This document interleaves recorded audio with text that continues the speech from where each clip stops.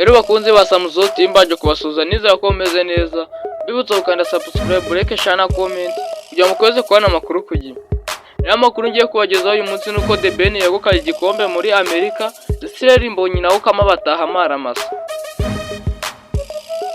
Umuhanzi Mugisha Benjamin wamenyekanye nka The Ben ari mu byishimo bikomeye nyuma y'uko yegukanye igikombe muri Africa Entertainment Award 2024 byatangiye muri Leta Zunze Ubumwe za Amerika ku nshuro ya 10.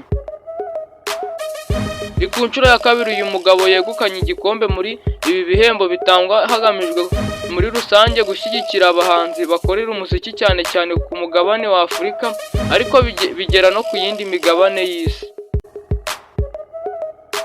Ibihembo byatanzwe mu ijoro ryo kuri uyu wa gatandatu tariki 9 Ugushyingo 2024 bitangirwa mu nyubako ya Hilton Hotel mu mujyi wa New York. Byahuje ibyamamare mu ngeri zinyuranye yaba abanyamideli, abahanzi, abafite aho bahurira na politike yo guteza imbere ubuhanzi no mu mico n'ibindi. Ibi bihembo byatanzwe mu byiciro 45 aho The Ben wamamaye mu ndirimbo zirimo Habibi, Forever yegukanye igikombe cy'umuhanzi mwiza mu karere ka Afurika y'Iburasirazuba n'Amajyepfo ndetse n'Amajyaruguru ya Afurika, Best Male Artist East South Africa.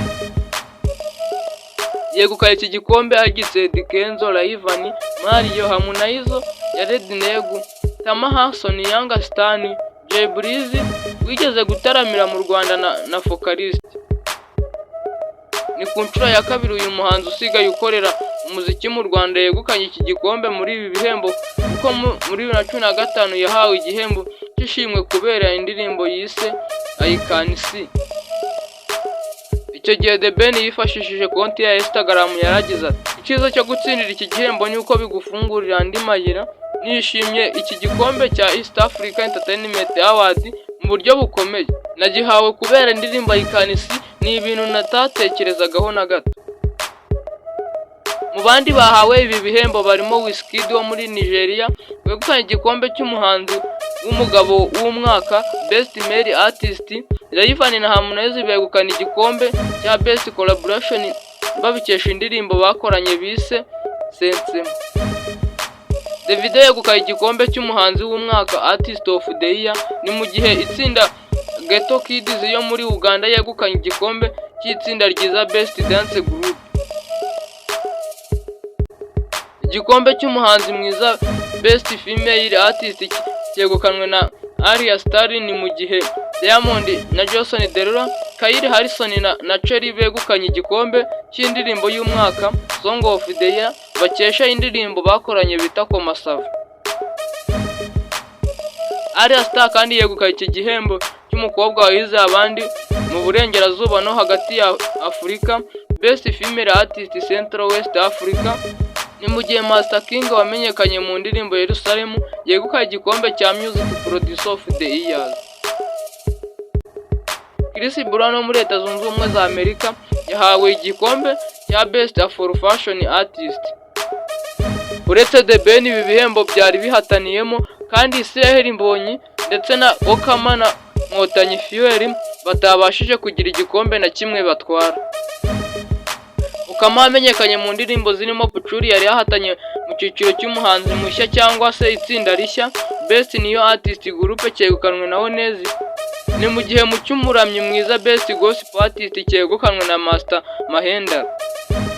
Nkotanyi Fuel uzi mu Rwanda mu gutunganya amashusho y'indirimbo z'abahanzi barimo nka Riwezi yari yahataniye igikombe cy'ikiciro cy'utanga amashusho w'umwaka Video Director of the Year cyegukanwe na Director Pink. Si ubwa mbere abahanzi bahataniye ibi bihembo ariko kuri iyi nshuro akarusho kuko bashyizwe ku rutonde mu gihe hizihizwaga imyaka 10 ishize ibi bihembo bitangwa kandi bigira uruhare rukomeye mu kumenyekanisha umuhanzi mu ngeri zose z'ubuzima. Ibi bihembo bitegurwa hagamijwe gutera imbaraga abahanzi bo muri Afurika no gushyigikira ibikorwa byabo. Bihuzwa n'ibirori byo kumurika imideli, kugaragaza umuco wa buri gihugu hagamijwe muri rusange kuzamura inganda ndangamuco za buri gihugu. Ababitegura bavuga ko ibihembo byabaye urubuga rwiza rwo kugaragaza impano z'abahanzi bakomeye muri Afurika ndetse n'abakizamuka. Mu gutanga ibi bihembo hanatumirwa abahanzi baririmba mu rwego rwo gususurutsa abitabiriye ibirori. The Ben uherutse gushyira hanze indirimbo Plenty yegukanye igikombe cya kabiri muri Africa Entertainment Awards cyatangiwe muri USA.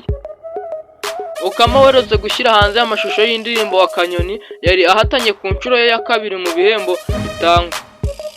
Israel Mbonyi uherutse gutaramira muri Kenya ni ku nshuro ye ya kabiri yari ashyizwe muri ibi bihembo. Nkotanyi Frey wamamaye mu gutanga indirimbo z'abahanzi yari ahataniye ibi bihembo ku nshuro ye ya gatatu. Rero iki ni ikintu cyo kwishimira nk'abanyarwanda, aho ubona aba bahanzi nyarwanda bageze ku rwego batumirwa mu bikombe byo muri Afurika, aho The Ben yegukaye iki gikombe ni ikintu cyo kwishimira cyane. Andika muri comment utwereka ko wishimiye kuba The Ben yatwaye iki gikombe. Rero ngakora ko wagize ko cyangwa cya Samuzo TV, bibutsa ukanda subscribe, like, share na comment kugira ngo ukomeze kubona amakuru ku gihe. Thank you.